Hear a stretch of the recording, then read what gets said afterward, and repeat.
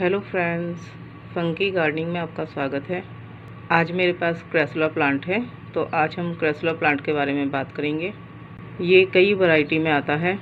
किसी में इसकी लीव्स बहुत छोटी होती हैं, किसी में मीडियम साइज़ की, और किसी में हार्ट शेप की, और किसी में लॉन्ग। जैसे कि ये मेरे सामने रखा हुआ है, इसमें इसकी लीव्स लॉन्ग हैं। किसी में इसकी हाइट 3 फीट तक होती है, किसी में इसकी ब्रांचेस बहुत ज़्यादा लंबी होती हैं, और किसी में इसकी ब्रांचेस बहुत छोटी होती हैं, और किसी में ये बहुत ज़्यादा बुशी होता है, और किसी में इसकी स्टेम्स बहुत कम होती हैं, 2-4 स्टेम ही होती हैं। कुछ वैरायटी में इसकी ग्रोथ बहुत ज़्यादा होती है, और कुछ वैरायटी में बहुत ही स्लो इसकी ग्रोथ होती है, और बहुत धीरे धीरे इसकी ग्रोथ होती है। ये एक ऐसा प्लांट है जो साल भर हरा भरा रहता है और ग्रोथ लेता रहता है।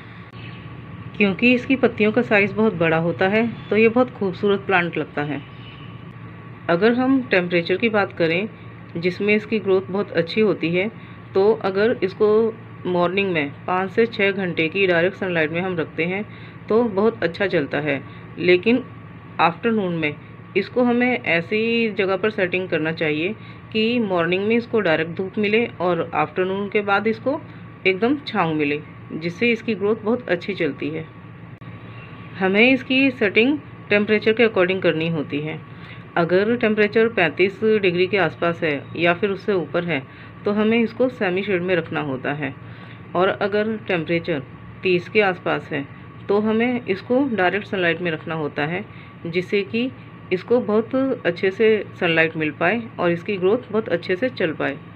अगर हम टेम्परेचर के बारे में ध्यान नहीं रखते हैं, तो अगर हमने इसको डायरेक्ट सनलाइट में रखकर छोड़ दिया है और बहुत ज़्यादा टेम्परेचर है, तो इसकी लीव्स बहुत ज़्यादा रेड होना शुरू हो जाती हैं, और या फिर हल्की हल्की ऑरेंज।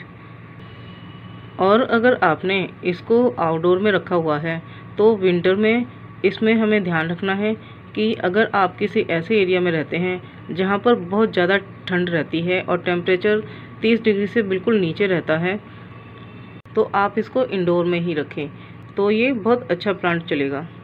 इसमें अगर हम वाटरिंग की बात करें, तो इसमें वाटरिंग हमें बहुत ध्यान से करनी होती है, क्योंकि ये एक सक्यूलेंट है जिसमें खुद का अपना पानी होता है, तो इसे ज़्यादा पानी की ज़रूरत नहीं होती है। हमें इसमें वाटरिंग तभी करनी चाहिए जब इसकी मिट्टी पूरी तरह से सूख जाए। अगर हम इसमें वाटरिंग लगातार करते रहते हैं और इसकी मिट्टी गीली बनी रहती है, तो इसकी पत्तियां धीरे धीरे गलनी शुरू हो जाती हैं, इसका स्टेम भी धीरे धीरे गलना शुरू हो जाता है और ये डैमेज हो जाता है। अगर हमने किसी ऐसी जगह पर रखा हुआ है इस प्लांट को जहाँ पर इसको सेमी शेड मिलती रहती है, तो हमें इसमें वाटरिंग 4 से 5 दिन बाद ही करनी चाहिए, जब मिट्टी बिल्कुल सूख जाए। मिट्टी के सूखने के बाद भी हमें कम से कम 4-5 दिन बाद ही इसमें वाटरिंग करनी चाहिए। अगर टेम्परेचर बहुत ज़्यादा हाई है, अराउंड 35 या उससे ऊपर बना हुआ है, तब हमें इसमें वाटरिंग हर दूसरे तीसरे दिन करनी चाहिए, और हमें मिट्टी पर बहुत ज़्यादा ध्यान देना चाहिए। अगर इसकी मिट्टी बहुत जल्दी जल्दी सूखने लगी है, तब हमें इसमें हर दूसरे तीसरे दिन पानी ज़रूर डालना चाहिए। अगर हम इसकी वाटरिंग को लेकर ध्यान नहीं देते हैं, तो इसकी पत्तियाँ ऑरेंज कलर की पड़ने लगती हैं और या फिर रेड कलर की पड़ने लगती हैं, और इसमें पत्तियों में धीरे धीरे रिंकल्स पड़ने शुरू हो जाते हैं, और उसके बाद वो सूखनी शुरू हो जाती हैं। और ओवर वाटरिंग होने पर इसकी पत्तियां पीली पड़नी शुरू हो जाती हैं। इसकी मिट्टी वेल ड्रेन्ड होनी चाहिए, मिट्टी में पानी बिल्कुल भी ठहरना नहीं चाहिए, और वो गीली नहीं रहनी चाहिए। अगर मिट्टी गीली रहेगी और वाटर लॉगिंग होगा मिट्टी में, तो इसकी रूट गल जाएगी और धीरे धीरे पूरा प्लांट ही गल जाएगा।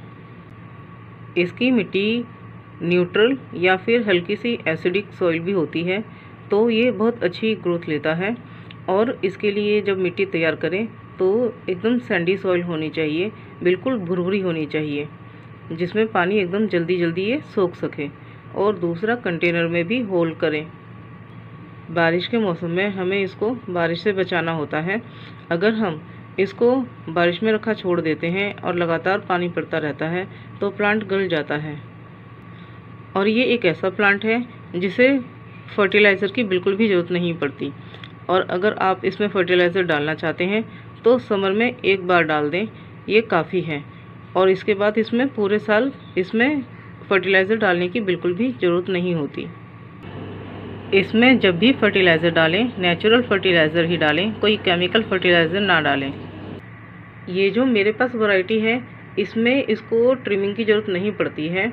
और जो दूसरी वैरायटी आती है इसमें जिसमें ब्रांचेस ज़्यादा होती हैं, तो उसमें हमें 1/3 ही ब्रांचेस कट करनी होती हैं।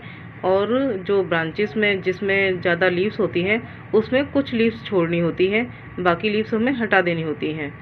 ये एक ऐसा प्लांट है जो इंडोर और आउटडोर दोनों में बहुत ही आसानी से ग्रोथ ले सकता है और बहुत अच्छा प्लांट चलता है।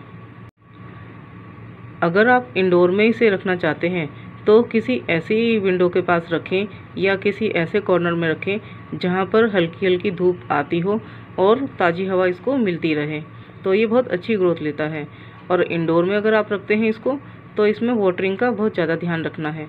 इसमें मिट्टी बिल्कुल पूरी तरह से सूख जाए और उसके बाद भी 3 से 4 दिन बाद ही इसमें वाटरिंग करें, और वो भी बिल्कुल हल्की हल्की।